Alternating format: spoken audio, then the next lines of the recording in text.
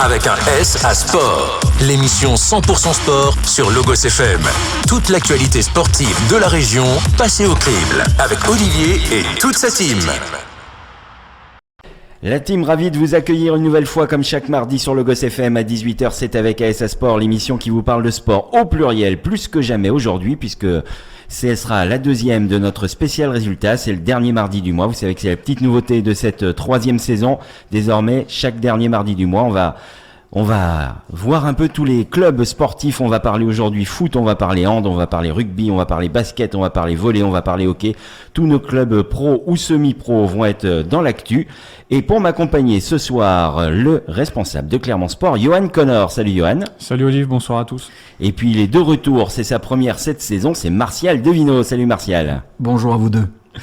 Allez messieurs, on attaque tout de suite, on commence avec la page foot. Alors je vais vous donner les résultats, puis vous rebondirez sur les résultats qui vous interpellent et les classements. On commence avec la Ligue 1 bien sûr, le Clermont Foot qui s'est incliné ce week-end à Nantes 2-1. Le Clermont Foot désormais 14e.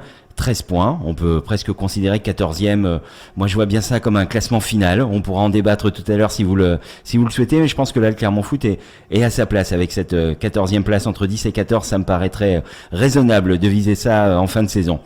Les autres clubs qui nous intéressent, qui évoluent en National 2, on avait un beau derby ce week-end entre Chamalières et Moulins-Isère, deux clubs aux ambitions différentes. Chamalières qui joue clairement le maintien, Moulins-Isère qui joue clairement la montée, et pourtant ce sont nos Chaméliérois qui se sont imposés à domicile 3-0 quand même face à Moulins, qui était deuxième je crois du classement avant cette journée, qui est désormais retombé à la 4e place. À 5 points du leader, il n'y a que le premier qui montera pour l'instant, c'est Canet RFC qui est en tête. Chamalières toujours dans la zone de relégation à la 14e place, c'est le premier relégable. 8 points pour Chamalières. Du côté de la Nationale 3, la B du Clermont Foot qui a fait match nul face à Bourgoin-Jallieu 2-2. Ça les replace à la 2e place avec 12 points. Là aussi, ça serait bien qu'on ait la B du Clermont Foot qui aille chatouiller un peu les réserves des autres gros clubs en National 2. Et puis, l'Académie de Moulins qui a marqué ses premiers points, mais avec un match nul 0-0. C'était face à Lyon-la-Duchère. L'Académie de Moulins, donc 1 point seulement pour l'instant, 14e place. Championnat compliqué pour eux, la Nationale 3, ils étaient montés juste avant le Covid. Il y a eu 2 saisons donc où ils se sont maintenus dans cette Nationale 3 par la crise sanitaire. Je vais y arriver ce soir, mais c'est vrai que ça a l'air d'être un niveau un petit peu compliqué. Et enfin, pour clôturer ces résultats de foot, chez les féminines, les filles d'Yzeure actuellement à la 7e place qui se sont inclinées face à Albi 3-1. De quoi vous avez envie de parler, messieurs? Johan, tu commences? Bah, si tu veux, je vais d'abord parler du Clermont Foot vite fait quand même, parce que c'est ce qui touche le plus grand nombre de personnes qui nous écoutent, évidemment. C'est dommage qu'ils aient perdu à Nantes, parce qu'ils avaient tapé le LOSC à domicile. Ils étaient plutôt motivés pour aller gagner à Nantes. Ils perdent que d'un but d'écart, ils perdent 2-1. C'est dommage parce que ça les aurait bien lancés, on va dire, dans une série un petit peu de victoires, parce qu'ils avaient une série de 7 matchs sans victoire avant la victoire contre le LOSC. Donc c'est un peu dommage. Après, ce que tu as dit, oui, ça semble cohérent. Un club qui vient de monter, s'ils sont à la 10e place, ce sera une belle perf. Après, la saison, elle est très très longue et ça va être serré. Les places sont chères en Ligue 1, donc à voir. Il y a déjà 8 points d'écart par rapport au dernier ou au premier relégable qui a 6 points. Bon, ça va, c'est plutôt correct pour l'instant. Martial. Ça va vite et sauf erreur de ma part, il n'y en a pas 4 qui descendent là cette année. La saison d'après. C'est la saison d'après, pas cette saison? Non. Ah, on est sauvés. Donc oui, Clermont Foot est à sa place, un 14e. Il n'y a rien à dire. Après, on voit que tous les matchs sont disputés, mis à part le trou d'air qu'ils avaient eu il y a 2-3 matchs, ils s'étaient bien repris, comme le dit Johan sur Lille. Un peu de frustration encore une fois à Nantes, avec ce carton rouge qui change peut-être certainement les choses. Un carton rouge, alors je ne sais pas si vous l'avez vu, mais extrêmement sévère. Un geste d'énervement.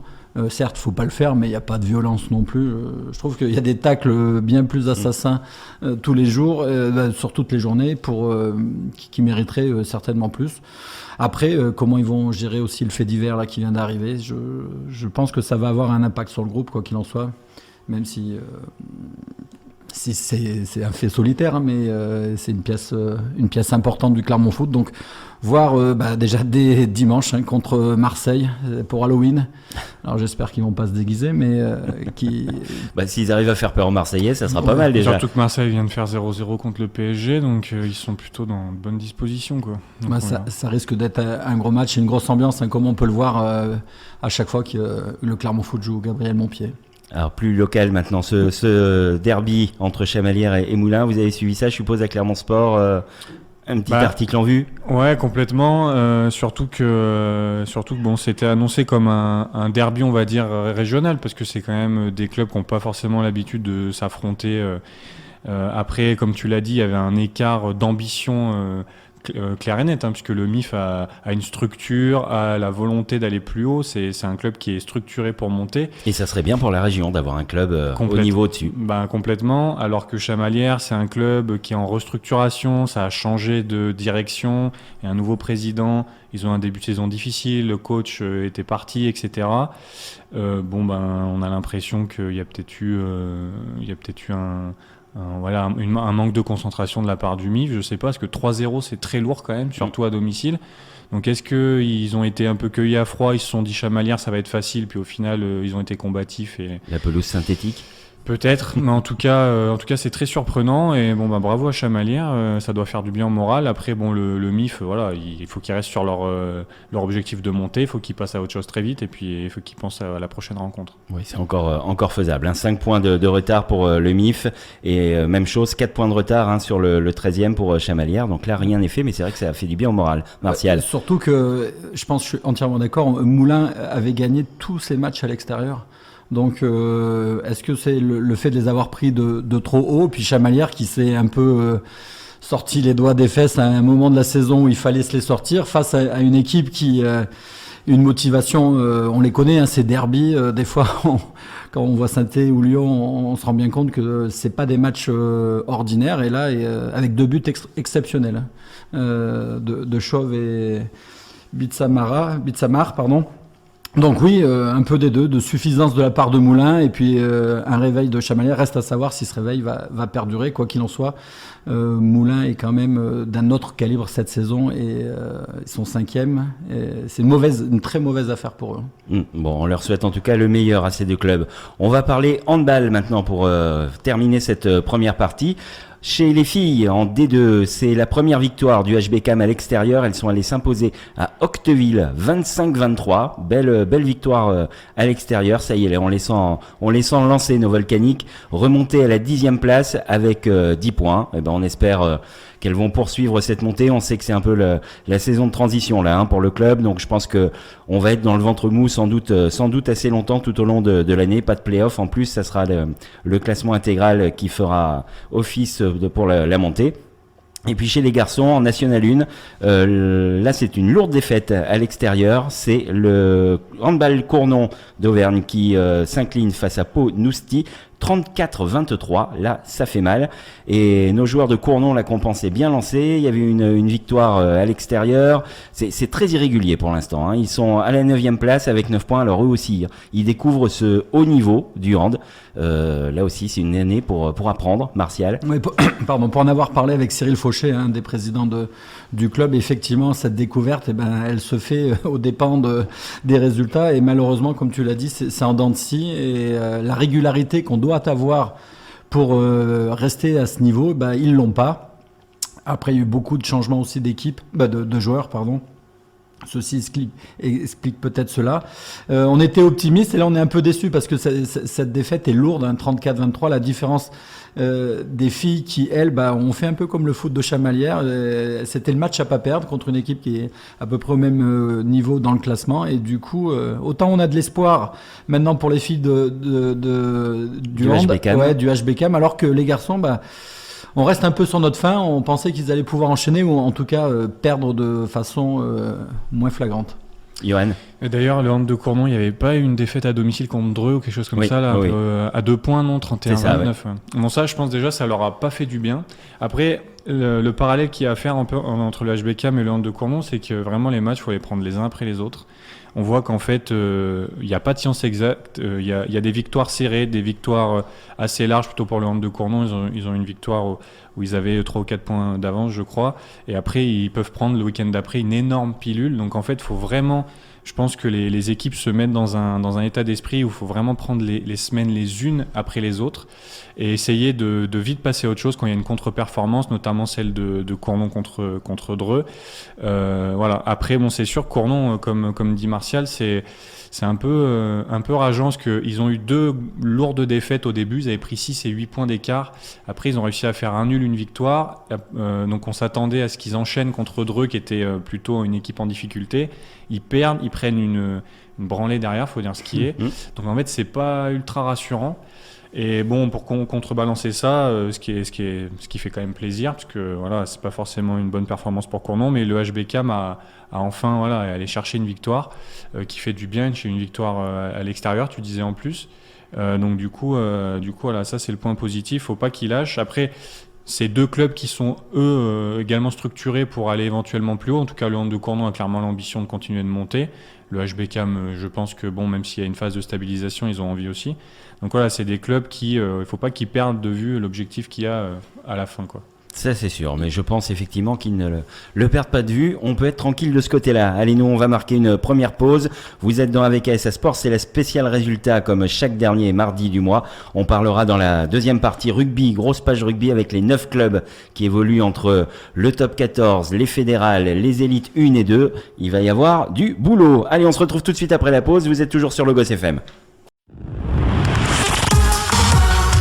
Avec un S à sport. L'émission 100% sport sur Logos FM. Toute l'actualité sportive de la région passée au crible. Avec Olivier et toute sa team. De retour sur le Logos FM avec ASA Sport, l'émission qui vous parle de sport au pluriel plus que jamais, puisque comme chaque dernier mardi du mois, c'est la spéciale résultat. Foot, rugby, volley, hand, basket, hockey, tous les clubs qui évoluent en pro, en semi-pro ou dans les divisions amateurs nationales. On va vous donner tous les résultats, faire un petit point de situation. Pour m'accompagner ce soir, Johan Connor, Martial Devino. Et puis, on va parler rugby maintenant. On va enchaîner. Alors, premier résultat, le top 14, l'ASM qui s'est brillamment imposé face à Pau, 42-20. L'ASM qui se replace à la 6e place désormais de ce top 14 avec 18 points. Chez les féminines en élite 1, on en avait parlé la semaine dernière, la large victoire de l'ASM face à Rennes. Là, c'était repos ce week-end, donc une large victoire 54-3. Et nos filles de l'ASM Romagna qui sont à la 2e place de leur poule. Chez les élites 2, elles ont démarré un peu plus récemment leur championnat. Ce sont les filles du rugby Clermont-La Plaine. Elles se sont inclinées face à Dax 7-3 et les filles de La Plaine sont actuellement à la 5e place de leur poule avec 6 points. Au milieu, une poule de 10. Un petit mot déjà sur ces premiers résultats avant qu'on développe un peu les clubs qui évoluent en fédéral. Oui, alors pour rebondir sur l'ASM, tu dis brillamment, je crois. Je mettrais un petit bémol. Hein. T'as pas décelé l'ironie dans mon brillamment ? Non, pas du tout. Ah bon, pardon, j'aurais dû. Quoi qu'il en soit, ce match reflète quand même bien le début de saison parce qu'on a 2 mi-temps avec 2 visages complètement différents des jaunes et bleus. Une très inquiétante. Cette première mi-temps face à Pau, face à une équipe moyenne de Pau, nous a fait peur. Nous a donné vraiment à la mi-temps, il y a des supporters qui voulaient quasi partir en disant mais j'ai jamais vu une mi-temps aussi faible. Et puis après, il y a eu le discours certainement de Jono Gibbs et puis une deuxième mi-temps de rêve avec 36-0 infligé à Pau avant le dernier essai de Pau, une équipe brillante. Le ballon sort vite, des 3/4 qui se trouvent, des 3/4 en jambes. Moi qui connais plutôt bien le sujet, je suis incapable encore de dire quel classement va pouvoir avoir l'ASM. Il y a tellement 2 visages à chaque fois, on n'a pas du tout de constance. Alors est-ce que c'est le fait que Jono, le nouvel entraîneur, arrive et qu'il faut du temps pour qu'il mette sa patte? Quoi qu'il en soit, c'est difficile de pronostiquer avec cette équipe en ce moment et elle nous fait très plaisir comme elle nous déçoit grandement. En tout cas, premier point bonus offensif cette saison, on revient au classement. un top 14 qui est de plus en plus resserré. Hein. Entre le premier et le 10e, ça joue à quelques points. Donc chaque point grappillé est un point important. Alors avant de faire intervenir Johan, je vais pas te demander ce que ça serait pour toi une saison réussie, je vais être beaucoup plus vicieux que ça. C'est quoi une saison qui n'est pas ratée ? Une saison qui n'est pas ratée, c'est une demi-finale déjà. C'est au minimum une demi-finale. Ouais, donc quand même des ambitions. On n'a pas le niveau. À l'heure où, franchement, on est le 8e journée là. Pour l'instant, on n'est pas assez constant pour pouvoir espérer être mieux que le classement qu'on a. Alors là, on va enchaîner. Hein. On va à Bordeaux, on reçoit Toulon. C'est 2 matchs importants, surtout celui de Toulon, parce que Toulon est très très mal classé. Et je sens que notre ex-entraîneur va peut-être aller sur la rade remplacer mon ami Colazo. Incessamment sous peu, c'est possible. Johan, un petit mot, soit sur l'ASM, soit sur les féminines. L'ASM, Martial a déjà tout dit. Le top 14, c'est un championnat très relevé, très serré. Aujourd'hui, moi, je considère à titre personnel que Toulouse est un peu au-dessus de tout le monde et qu'après, en dessous, il y a les autres. C'est vrai que l'ASM, par rapport à la structure de son club, à son histoire, à son budget, n'est pas forcément actuellement au niveau attendu. Après, la saison fait que commencer. L'ASM, ça a été souvent une équipe qui faisait une meilleure deuxième partie de saison, qui peut mettre du temps à se mettre en jambes. Là, en plus, on est un peu sur une fin de cycle. Il y a un nouvel entraîneur, donc à voir. En tout cas, bravo pour la victoire contre Pau, ça fait du bien. Et puis Pau, c'est quand même une équipe qui est capable de sortir des gros matchs, qui n'est pas forcément toujours facile à jouer. Là, ils n'étaient pas au top. Mais voilà, faut souligner la victoire. Après, c'est clair que moi je rejoins Martial, que ce soit en Coupe d'Europe ou pour le Brennus. Là, si on continue comme ça, ça sert à rien même d'espérer. Hein. Faut juste jouer, faut nager là où on a pied. Et là aujourd'hui, on est sous l'eau. Hein. Donc voilà. Et les filles, les filles en rugby, elles font plaisir. La SM Romagna, elles avaient eu une lourde défaite contre Toulouse, hein, si je dis pas de bêtises. Ouais. Là, elles ont redressé la barre. La Plaine, elles font un début de saison intéressant. Et puis, ce qui est agréable aussi avec le rugby féminin, c'est qu'il y a une envie sur le terrain qu'on retrouve pas forcément chez les hommes, en tout cas de moins en moins. Et puis, il y a du combat aussi. C'est un peu encore du rugby à l'ancienne au niveau de l'engagement et là on a des équipes qui se donnent à fond et qui ont des résultats. Enfin voilà, la SM Romagna a fait une énorme saison l'année dernière, ça a été une épopée magique. Là elles sont deuxièmes, elles font une bonne saison. Toulouse, elles sont vite passées à autre chose. La Plaine, elles sont en train de lancer leur saison. Elles ont eu des rencontres compliquées. Dax, c'est un adversaire compliqué, c'est connu. Donc voilà, bravo à elles, il faut qu'elles continuent de travailler et c'est ce qu'elles font. Très bien, on va enchaîner avec les clubs qui évoluent en fédéral 1. Les premiers résultats, c'est Issoire qui s'impose enfin, j'ai envie de dire, face à Château-Renard 26-17. Issoire qui se replace à la 10e place, toujours dans la zone rouge, même si cette année on sait qu'il n'y aura pas de descente en rugby, mais bon, il serait dans une situation délicate. En fédéral 2, Clermont-Cournon qui est allé chercher sa première victoire à l'extérieur face à Nantua, 22-16 pour les Clermonto-Cournonnais, je ne sais pas si on les appelle comme ça, c'est très moche en tout cas. Le R3CA, c'est bien plus simple. Nouvelle défaite de Vichy malheureusement à domicile face à Annecy, 24-12. Vichy, une saison très compliquée, 11e avant-dernier pour l'instant. Le Clermont-Cournon qui s'est repositionné à la 8e place avec 12 points, 7 points pour Vichy. Vichy, la spécialité pour l'instant, c'est les bonus, c'est ce qui leur permet de nager. Déjà 3 points de bonus ramenés à la maison. Et puis en fédéral 3, la poule de Rion qui est en tête de son classement. Je regarde Johan quand je parle de Rion, forcément, le Rion-moi de service. Belle victoire pour Rion face à Decazeville, 34-10. Donc ils sont en tête avec 16 points. Et puis dans une autre poule, le FC Moulins qui s'est incliné face à Auxerre, c'est pas même si c'est le FC Moulins, c'est pas du foot face à Auxerre, c'est bien du rugby. 36-6 la défaite à Auxerre et QC qui s'est incliné alors là très très lourdement à Issoudun, 70-0. Là, ça pique. Moulins, 4e de sa poule avec 12 points. QC, 9e et avant-dernier avec un seul point. Quand tu prends 70-0, c'est que tu boxes pas dans la même catégorie. C'est clair. Voilà. C'est comme il y a 20 ans, Japon, Nouvelle-Zélande, voilà, c'était pareil. Issoudun qui est large leader, 4 matchs, 4 victoires. Il n'y a pas photo pour l'instant. Juste une petite précision quand même pour rendre hommage au club de Rion qui a formé Romain Briat qui est titulaire avec le Stade français en ce début de saison, qui a fait quasiment toutes les feuilles de match comme titulaire. Et on va saluer du coup la première victoire d'Agen, enfin, depuis ouais. je ne sais combien de temps. Elle tombe mal, cette victoire. C'est aux dépens d'Aurillac. Et oui, malheureusement. Mais c'est vrai qu'après, ça restera gravé celle-là. Je sais plus 600 et quelques jours, je crois, sans victoire. Là, c'est un record dingue. Martial, sur ces équipes de fédérales. Moi, j'ai envie de faire un petit focus sur Histoire, hein, cette équipe qui nous a fait rêver il y a 3 ans maintenant. J'ai envie d'avoir de l'espoir avec cette belle victoire, ternie un petit peu par le point de bonus offensif laissé en route dans les dernières minutes. Quoi qu'il en soit, comme tu l'as dit, ils sont 10e et j'ai vraiment hâte de voir ce prochain match à domicile. Ça sera le 7 novembre et surtout, ça sera contre le 11e, l'équipe qui est juste derrière eux. Ça sera contre Nuit Saint-Georges le 7 novembre. C'est pareil, Histoire. On est dans la lignée de ce qu'on avait vécu l'année dernière.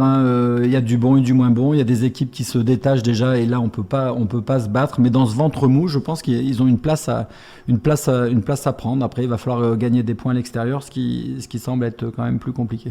Il faut que Histoire arrive à se stabiliser à ce niveau, c'est important. Donc, surtout que ça pousse derrière le R3CA, on connaît leurs ambitions. Ils sont pas là pour descendre en Fédéral 3, ils sont clairement là pour monter.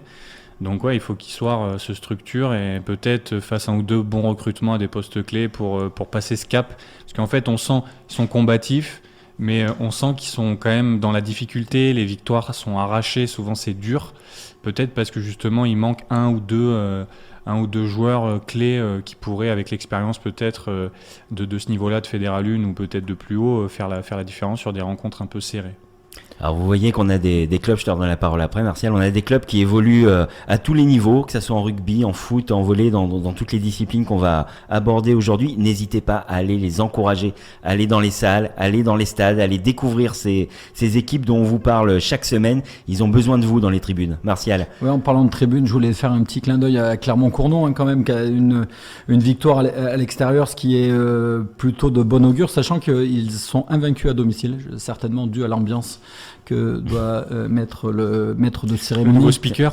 C'est surtout dû aux joueurs qui sont sur le terrain. En tout cas, on voit que Cournon gagne à domicile et que le Cournon en hand perd à domicile. Donc il y a peut-être quelque chose d'aller chercher, un point commun entre les deux. Quoi qu'il en soit, ils ont les moyens de leur ambition et je pense que cette année, ça peut être aussi une année très intéressante.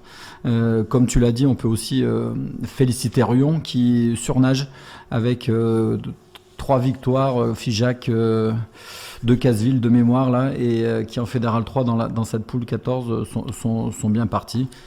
Si on parle de Montluçon qui est au-dessus du lot avec malheureusement Moulins un peu en dessous et QC qui va vivre une saison très très longue. Je plains les joueurs de QC parce que en prendre 70, quand même ce soit le premier, c'est jamais c'est pas agréable et puis c'est pas de bon augure.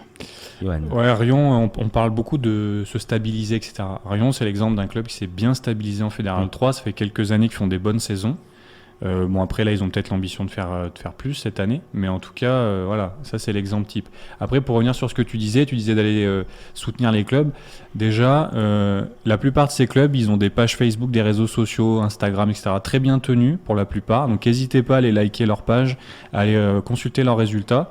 Parce que voilà, ils mettent des photos, ils mettent des petites vidéos des fois. Donc, n'hésitez pas rien qu'à aller sur leur page Facebook. Ils partagent leurs événements. Donc voilà, n'hésitez pas à les soutenir comme vous le pouvez, mais sans aller au stade, déjà ça c'est un premier geste. Eh ben tu fais bien de le souligner. Allez, nous on va marquer une nouvelle pause. Vous êtes toujours sur Logos FM dans Avec ASA Sport. À tout de suite. Avec un S à Sport, l'émission 100% sport sur Logos FM. Toute l'actualité sportive de la région passée au crible avec Olivier et toute sa team. Troisième partie d'Avec ASA Sport, votre rendez-vous sportif hebdomadaire sur Logos FM. Je vous rappelle, la rediff, c'est le mercredi 20h, le podcast le jeudi matin sur notre page Facebook Avec ASA Sport. Pour m'accompagner ce soir, pour développer tous ces résultats, Johan Connor, Martial Devino. Alors, on vous a déjà parlé foot, on vous a parlé hand, on vous a parlé rugby. On va maintenant attaquer la page basket, volley et hockey. En basket, on démarre les résultats pour la deuxième journée de Pro B. La Jave qui s'est imposée à domicile face à Lille 75-62. La Jave qui pointe actuellement à la 8e place. Alors difficile de donner un classement. Là, le classement ne veut pas forcément dire grand-chose pour l'instant. 8e, l'intérêt c'est que la Jave puisse enchaîner les victoires. Ça c'est important, pas avoir le début de saison de l'année dernière. Du côté des féminines, en National 2, les filles de Cournon se sont imposées 90-64 face à Charnay. Les filles de Cournon qui, elles aussi, sont brillamment en tête de leur poule avec 10 points pour l'instant, 5 matchs joués, donc ça commence à parler un petit peu. Elles sont 3 équipes avec 10 points. Il y a la différence de buts, j'allais dire non, la différence au goal average, elles sont en tête. Du côté des garçons, la National 3, on a 3 clubs, vous le savez, le Clermont Basket, le Stade Clermontois et l'Alpha, et là on en a un peu partout. Ils sont répartis façon puzzle dans leur poule. Le Stade Clermontois qui s'est incliné face à Oulin 72-66. Le Clermont Basket qui s'est imposé 70-68 face à l'Éveil Sportif Montmoreau. Et enfin, l'Alpha Saint-Jacques qui s'est incliné 68-62 face à la Grêle. Je ne ferai pas ma blague habituelle avec la Grêle, ne vous inquiétez pas. Le Clermont Basket qui est donc en tête de cette poule. Le Stade Clermontois 8e, l'Alpha Saint-Jacques 12e et dernier. Du côté des féminines, en National 3, c'était le derby entre l'ASM et l'US Beaumont. Et ce sont les filles de l'ASM qui se sont imposées 84-64 face à Beaumont. Mais là aussi un beau parcours des deux équipes puisque l'ASM est 2e de sa poule et l'US Beaumont 3e. Martial, tu voulais réagir sur la Jave? Oui, sur la Jave. Alors, comme tu l'as dit, on joue la deuxième journée. C'est impossible de tirer un bilan. Quoi qu'il en soit, ils avaient déjà perdu à Aix-Maurienne, qui est quand même une équipe phare de cette division. Alors, si on fait si on regarde un peu à l'arrière, il y a la Leaders Cup Pro B. Là, c'est un peu la Coupe de France, si je veux schématiser. Il y a eu 5 matchs. Ils ont eu 4 victoires. Ils sont qualifiés pour les quarts de finale. Donc, ils ont fait un bon début de pré-saison, en tout cas. Et ils vont jouer contre Évreux en quart de finale, sachant que sur les 8, ils ont fini 3e derriaire Nancy et Aix. Là. Donc oui, la Jave, on est impatient de voir ce que ça peut donner. Hein. On sait qu'à domicile, ils sont toujours plus difficiles à prendre. Ils l'ont encore prouvé contre Lille avec cette victoire sans aucune difficulté, non, mais sans l'ombre d'un doute, 75 à 62. Moi, j'ai hâte de voir cette année avec cette équipe là de ce qu'ils vont faire et je me dis j'ai un peu d'espoir quand même pour qu'ils jouent vraiment le haut du tableau. Après il va falloir gagner à l'extérieur. Alors il y avait eu l'an dernier aussi un beau parcours en Leaders Cup et un mauvais début de saison en championnat. Johan? Ouais, puis la grosse force de la Jave, c'est le coach. Guillaume Vizade, le coach, il est top quoi, vraiment. Et puis il est très professionnel dans sa façon de gérer son équipe et ça se ressent. Il sait en plus là où ils ont des lacunes, donc il travaille dur avec ces gars pour combler tout ça. Et là cette année on voit qu'ils ont quand même réussi à attaquer, bon, même si là on n'est qu'à la deuxième journée, mais ils ont réussi à faire un tout début de championnat un petit peu plus positif que l'année dernière et ils ont été bons au Leaders Cup là, donc voilà. Un point positif pour eux, c'est leur public. Et effectivement, c'est des équipes comme ça, avec le Covid et l'absence de supporters dans les tribunes, elles souffraient terriblement de ce manque d'engouement parce qu'on sait qu'à la Jave, ils ont un fort public, un gros public qui fait du bruit. Et du coup, ça peut que leur servir pour les matchs à domicile. Et qu'ils vont retrouver à tous les matchs à Vichy. Oui, et ça aussi, ça peut faire les différences sur une saison. Johan, un petit mot sur les équipes qui évoluent en national. On a 2 clubs, que ce soit chez les filles ou chez les garçons, entre le Clermont Basket et les filles de Cournon qui ne cachent pas leurs ambitions d'aller voir un peu plus haut. Et pour l'instant, ils affichent tous les deux la couleur puisqu'ils sont en tête de leur poule. Bah ouais, c'est très bien. Alors le basket clermontois de toute façon se porte très bien, ça faut le dire. On le souligne chaque année. C'est un sport qui a le vent en poupe dans notre région. Il y a des ambitions, il y a des moyens. Là, c'est l'année pour concrétiser les ambitions de ces clubs-là. Après, moi, je voulais revenir sur le derby, la ASM Beaumont, parce que oui, comme tu l'as dit, le score est pas forcément ultra révélateur de la partie, parce que c'était quand même relativement serré. Sur la première partie en tout cas de la rencontre. Après Beaumont un peu craqué sur la fin et l'ASM a creusé l'écart, mais ça a été une belle partie. Et puis ce qui est intéressant aussi pour le niveau du basket, c'est qu'on a beaucoup de clubs du même niveau. Là il y a plusieurs clubs en N3 et qui de toute façon qui sont serrés. On a Cournon, les filles de Cournon qui sont en N2, mais t'as tout de suite des équipes dans la division en dessous. Et ça c'est une chance parce que justement ça permet de maintenir un niveau élevé de concurrence et de compétition, et puis même pour tout ce qui est préparation, etc. Tu sais que tu peux faire des préparations, tu peux faire des matchs amicaux avec des écuries qui sont à côté de chez toi, et ça c'est le gros point positif, et ça se ressent dans la préparation. La dernière fois que je suis venu participer à l'émission, on parlait du manque de préparation très certainement de certains clubs. Le basket c'est pas le cas, et on le voit ici. Très bien, merci beaucoup. On va enchaîner maintenant avec le volley. Une équipe dans la difficulté, c'est le VBCC, les filles d'Atman Toubani qui se sont inclinées face à Vendeuvre-Nancy 3-7-0.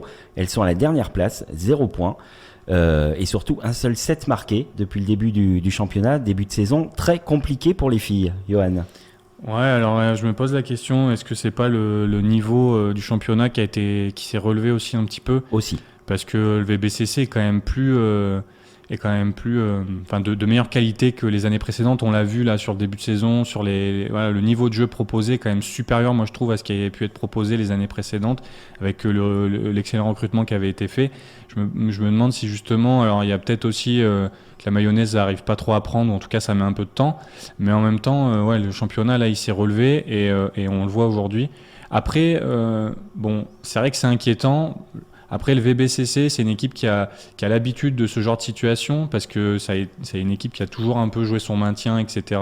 Et c'est une équipe, Atman Toubani, le coach l'avait souligné, je me souviens en conférence de presse, qui gagne beaucoup de matchs plutôt en deuxième partie de saison. C'est ça. À partir de janvier, là, fin décembre, janvier, ça commence à gagner. Donc c'est sûr que si fin décembre, début janvier, on est toujours dernier et qu'il y a il faudra s'inquiéter. Il faudra vraiment s'inquiéter. Pour l'instant, qu'elle continue de travailler, le niveau de jeu a été rehaussé. C'est sûr, c'est pas idéal, vaut mieux être premier que dernier. Mais voilà, pour l'instant, continuons de travailler, on verra après. Allez, et puis dernier résultat, les Sangliers Arvernes qui sont allés s'incliner 5-1 face à Strasbourg. Clermont 13e et dernier, avant-dernier plutôt, avec 0 points. C'est Tours qui est dernier, mais on en avait parlé la semaine dernière avec leur sanction de 12 points en début de saison. Tours est à -9. On peut avoir des points négatifs au hockey. On devrait peut-être faire ça pour certains clubs de foot aussi. Des points négatifs, ça serait pas mal. Je pense que ça calmerait certains supporters. Heureusement que Saint-Etienne n'en a pas eu cette année. Et donc les Sangliers Arvernes qui pointent à la 13e place. On en avait rapidement parlé la semaine dernière, je crois, avec toi, Johan. Oui, ça va être compliqué cette saison. Après, si je dis pas de bêtises, il n'y a pas de descente cette année en hockey. Mais bon, c'est pas une raison pour perdre tous les matchs, quoi. Après, ils avaient fait une bonne préparation quand même. Ils avaient battu Roanne, Annecy, tout ça. Donc on s'était dit ça promet quand même, parce que c'est pas n'importe quelles équipes. Mais là, ils perdent, ils enchaînent les défaites, puis surtout ils enchaînent les grosses défaites. Et ça, c'est inquiétant. Ils prennent beaucoup de buts. On en a parlé la semaine dernière déjà, et c'est vrai que là, va vraiment falloir rectifier ça très vite, parce que ça va vite devenir décourageant, quoi. Si tu prends 5 buts, 6, 7 buts tous les matchs, au bout d'un moment, c'est pas très bon. Et puis, même si cette année tu descends pas, l'année prochaine ce sera différent. Si tu vis une saison horrible cette année, ça annonce pas de bonnes choses pour l'année suivante. Donc voilà, là, faut qu'ils essayent de redresser la barre très vite, parce que ça va être très très compliqué pour eux. Très bien, et ben voilà, on a essayé d'être le plus complet possible sur tous nos clubs qui évoluent au niveau national, que ça soit dans l'Allier ou dans le Puy-de-Dôme. On va marquer une dernière pause, et puis ce sera l'heure du coup de cœur, coup de gueule, du quiz entre Johan et Martial. On se retrouve tout de suite, vous êtes dans Avec ASA Sport sur Logos FM. Avec un S à sport. L'émission 100% sport sur Logos FM. Toute l'actualité sportive de la région passée au crible. Avec Olivier et toute sa team. Quatrième et dernière partie de votre rendez-vous sportif hebdomadaire sur Logos FM, chaque mardi à 18h. Je vous le rappelle encore une fois, la rediff c'est le mercredi 20h, le podcast les jeudis matins sur notre page Facebook avec ASA Sport. Pour m'accompagner ce soir, Johan Connor, Martial Devino. C'était notre spécial résultat dans les 3 premières parties. Vous allez en prendre l'habitude chaque dernier mardi du mois. On va développer tous les résultats de nos clubs qui évoluent au niveau national. Donc on a parlé foot, on a parlé rugby, on a parlé basket, on a parlé volley. volley, on a parlé hockey chez les garçons, chez les femmes. Je pense qu'on est les plus complets à ce niveau-là, parce que beaucoup disent parler de tous les sports, mais ils oublient les femmes parfois. C'est dingue ça, hein, truc de fou. Allez, ça va être l'heure du coup de cœur aujourd'hui, et forcément, je ne pouvais que rebondir sur le fabuleux coup de cœur que nous a donné Fabio Quartararo dimanche en fin d'après-midi, le premier Français champion du monde de la catégorie reine en moto. Ben moi je suis pas un spécialiste de moto, donc je vais pas faire des heures dessus, je vais pas faire celui qui connaît alors qu'il y connaît rien, mais en tout cas ça m'a rappelé ma jeunesse et ça m'a rappelé au temps de Prost et de son premier titre de champion du monde. C'était quelque chose d'attendu, d'espéré, et on a eu cette délivrance. Alors sans être, je vous l'ai dit, un spécialiste de la moto, c'est bien qu'on ait un Français champion du monde dans un sport qui a une belle exposition, même si en France c'est pas encore ça, mais c'est en train de monter, et je pense qu'avec Fabio dans les années à venir ça va continuer à monter. Un champion du monde dans une discipline majeure, c'est toujours bon pour le sport français. Johan. Bah ouais, complètement, surtout que c'est le premier français à ce niveau-là. La MotoGP, ça monte un peu, ça a profité un petit peu du déclin de la Formule 1 là. Même si la Formule 1 revient un petit peu avec on va dire la compétition acharnée qu'il y a en haut du tableau, mais là voilà, la MotoGP ça c'était un peu plus médiatisé ces derniers temps, notamment parce que tu avais Fabio Quartararo qui faisait des miracles, puis bon, parce que aussi Marquez avait été blessé, ce qui avait un peu laissé la place, et là ça a été une course où il part, je crois qu'il part 17e ou 15e. Donc tout le monde se disait il va falloir attendre le prochain pour qu'il fête la victoire. Il a fait une remontada de l'espace. Et voilà, c'est fabuleux, et bravo à lui, quoi, parce que il faut quand même souligner qu'il a 22 ans. C'est ça. Moi à 22 ans, là j'en étais pas là, quoi. Tu vois. Donc il y en a beaucoup qui doivent se dire moi non plus en nous écoutant là, mais lui il est champion du monde de moto. Voilà. Martial, tu as suivi cette saison de moto, tu suis en général ou pas du tout? Alors pas du tout, mais c'était un peu mes propos là. C'est-à-dire qu'il est un peu comme le Martin Fourcade. Il va permettre à des disciplines, alors même si elles sont exposées, on les voit à la télé, d'être encore plus populaires. Et il nous faut une tête d'affiche dans ces sports-là. Moi, je suis pas fan de sport automobile, que ce soit de sport mécanique plus exactement, mais force est de constater qu'il a la lumière. Hein. C'est le Zinedine Zidane, le Johnny Wilkinson du rugby. En fait, à 22 ans, c'est un prodige. Pour tous ceux qui suivent un peu la moto, tout le monde l'a vu gravir très rapidement les échelons. Et je me dis que c'est bien bien sûr pour la France, parce que d'avoir un champion, c'est magnifique. Hein. Tout le monde se souvient de Valentino Rossi. Enfin, moi voilà, c'est des personnages qui, même sans être fan, marquent l'histoire du sport. Et je me dis que oui, pour la publicité, la visibilité de ce sport, ça va faire un grand coup de bien, et tant mieux. En plus, le garçon a l'air plutôt sympa. Ouais. Donc, c'est pas Benoît Paire. donc voilà, c'est bien pour le sport de haut niveau. Oui, en parlant de tennis, j'ai croisé Tsonga sur une aire d'autoroute ce week-end. Et il a l'air très sympa. Eh ben oui, ça n'empêche pas. Il veut pas venir à Clermont-Ferrand, mais il veut bien s'arrêter. Il m'a pas donné de Kinder Bueno, mais il a l'air très sympa. Et puis moi je vais conclure en disant qu'hier soir j'ai pas pu m'empêcher avec ce titre d'avoir une petite pensée pour les amis de chez PHA, les promoteurs du Grand Prix de France, parce que je pense qu'ils ont dû sortir le champagne. Avoir un champion du monde en France l'année prochaine, ça va être une belle fête au Mans. Allez, on attaque le quiz. Je vous rappelle le principe, 5 questions, une question olympique ou paralympique, une question record, une question d'actualité sportive locale, une question avec ASA Sport, la réponse a été donnée pendant l'émission, et le décompte final. Allez, vous êtes prêts messieurs, on commence. Aujourd'hui, la question olympique sera paralympique. Je vais vous demander quelle a été la nation à avoir remporté au tableau des médailles les premiers Jeux paralympiques en 1960 à Rome. Allez, le plus rapide. Vous pouvez m'envoyer les pays. Non, c'est pas États-Unis. Non. L'URSS. C'est en Europe. L'Allemagne. Et il y a un indice dans la question. Non. Les Italiens. Et les Italiens, voilà, il a réagi plus vite. L'ami Martial, les Italiens, en tant qu'organisateurs, 80 médailles, 29 en or, 28 en argent, 23 en bronze. Question record. La semaine dernière, Johan, je t'ai demandé quel pilote détenait le record du nombre de départs en Formule 1. Eh ben, j'ai pas fait très original cette semaine. Ça sera la même question, mais quel pilote détient le nombre de départs en rallye? Sébastien Loeb? Non, mais il est très très connu. Son fils aussi est très connu. Vatanen? Non. Il a été 2 fois champion du monde. Carlos Sainz? Carlos Sainz, exactement. 196 départs. 2-0 pour Martial. Johan, tu la sens là, La défaite pression? Ouais, je la sens. Après, ça m'embête un peu parce que je m'étais fait à la victoire là, ces 2 dernières fois. Mais bon, c'est pas grave. Il n'y a aucun Connor qui m'a battu. Hein. Aucun. Question d'actualité sportive locale. Dans quelle course la jeune Chloé Picon, nageuse à l'ASM Chamalières en natation, a remporté sa première médaille internationale? C'était sur Quatre-nage, quelle non course? Ouais. Tu peux me donner un peu plus? 200 mètres. Il y avait 200 mètres, non? Plus court. 100 mètres. 100 mètres, Bien, ouais. bien Ah, joué. je vais accorder le point à Johan. Bien. C'était le 4x100 4 nages. C'est ça. On la félicite.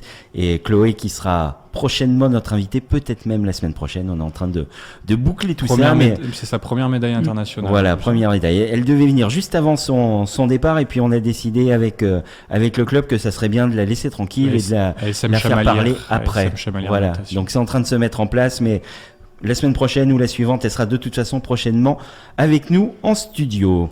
Question avec ASA Sport. On a donné la réponse pendant l'émission.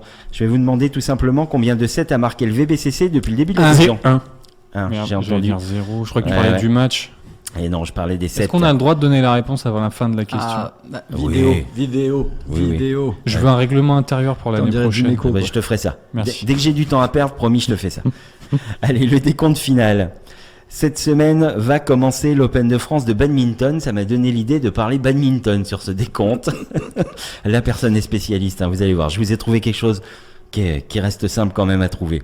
Je vais vous demander les 10 nations qui ont remporté le plus de médailles au championnat du monde de badminton depuis leur création. Alors on parle en quantité de médailles, hein, pas forcément en qualité. Je vous demande pas les 10 premières au classement des médailles, mais les 10 nations qui ont ramené le plus de médailles. C'est Johan qui va commencer puisqu'il est mené. La Chine. La Chine, c'est la première, 187 médailles. Johan, Martial, La Corée. laquelle? La Corée du Nord. Non, il n'y a pas la Corée du Nord. Ils doivent pas avoir le droit. La Corée du Sud. La Corée du Sud, elle est quatrième avec 53 médailles, ça fait 3 partout. Martial. La Russie. La Russie n'est pas dans ce classement. Oh là là. La Thaïlande. La Thaïlande est 10e avec 6 médailles. Johan prend la tête. Martial. Le Japon. Le Japon est 5e avec 28 médailles, 4 partout. La France. Non, il n'y a pas la France. Non. L'Italie. L'Italie non plus. Si ça peut vous aider. Où est-ce qu'on joue au badminton là? Il y a alors, beaucoup en Asie. Oui. Vous aviez bien, il en reste en Asie et on a 3 pays européens. D'accord. C'est à toi, Johan. Oui. Alors du coup, je vais dire la Malaisie. La Malaisie est 7e avec 20 médailles. Bravo Johan. 5-4. Martial. L'Allemagne. Non, il n'y a pas l'Allemagne en Europe. Le Royaume-Uni. Ouais, l'Angleterre, 24 médailles. C'est pas la même chose. Hein. 6-4, je lui accorde quand même. Bah oui. C'est mon jour de bonté. Puis après, il me fait des petits cacas nerveux, il m'appelle toute la semaine. Il faut Le regarder, père me mais met- il me semble que le père me Royaume-Uni met la c'est un pays. pression. Voilà, bon, allez. Martial, c'est à toi. La Taïwan. Non, il n'y a pas Taïwan. Et il nous reste 2 pays asiatiques et 2 pays Le européens. Vietnam. Non, pas le Vietnam. On va se On a diriger. dit la Malaisie. On a dit la Malaisie Pardon. déjà, ouais. La Suisse. Il n'y a pas la Suisse. On va aller au nord hein, pour les La- pays européens. La Finlande. La Finlande, non. La Norvège. Non plus. La Suède. La Suède. Mais oui. La Suède avec 8 médailles qui est 9e. Ça fait 6-5. Johan. L'Australie. Non, il n'y a pas l'Australie. Restez Le- deux le- pays d'Asie, un pays d'Europe. Le Danemark. Le Danemark, bien vu. C'est l'égalisation à 6 partout. Alors la particularité du Danemark, ils sont 3e avec 62 médailles et demie. Ah. Parce qu'il y a eu une année où le double mixte, c'est toute catégorie confondue, le double mixte pouvait se faire entre 2 pays différents. Donc on a attribué une demi-médaille à chaque pays. Donc le Danemark est 3e avec 62 médailles et demie. Le Cambodge. Pas le Cambodge. Allez, 2 pays dont le nom commence à peu près pareil, dont un qui est gigantesque. Et l'autre qui regroupe plusieurs petits. Ah oui, l'Indonésie. L'Indonésie. Ah oui, l'Inde. D'accord. L'Indonésie et l'Inde. Et ben voilà, on va se quitter sur un match nul, ça fait 7 partout. L'Indonésie qui est 2e avec 77 médailles. L'Inde qui est 8e avec 10 médailles. Eh, bravo! Ça fait combien de temps que j'ai pas perdu 3 ou 4 émissions? Eh ben écoute, ça fait longtemps. Bravo. Bravo, félicitations. C'était pas simple. Bravo à vous deux. Ah, 7 bravo. partout, c'est un beau quiz. Allez, merci beaucoup messieurs. Je vous rappelle, la rediff mercredi 20h, le podcast jeudi matin sur la page Facebook avec ASA Sport. Nous on se retrouve mardi prochain pour une nouvelle émission et d'ici là, je vous souhaite une belle semaine sportive.